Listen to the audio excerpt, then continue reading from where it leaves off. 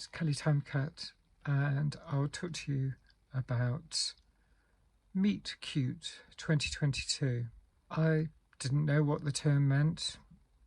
I do now because I looked it up, and it's a televisual way of arranging for a couple of key characters to meet and become linked romantically. In a way, this film absolutely suits that name.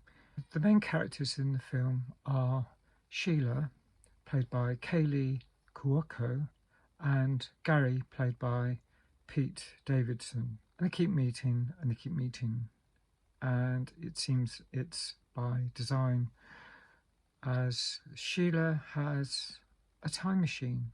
It's in a nail salon, and it's like a sunbed, and it allows you to revisit 24-hour period over and over, and that's what she does. She keeps trying to relive the same day, and there are a few things that I found a bit difficult about the film. She talks about ending her life.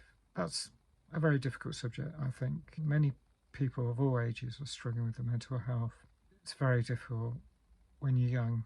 I'll add some links at the end of this video since I've now mentioned it. This film does cover that quite a lot.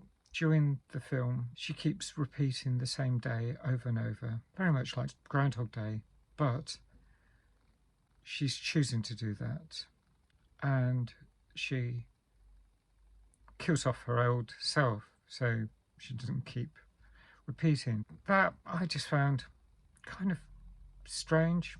I can see it's a device. It allows the story to happen, but it makes it feel a bit darker than I thought necessary. Maybe that is the only way, given how the film develops.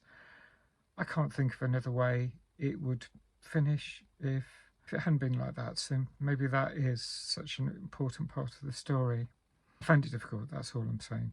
So they meet up, and they eventually, Sheila gets tired of Gary. She's been thinking it's the perfect date, but gradually it's too much.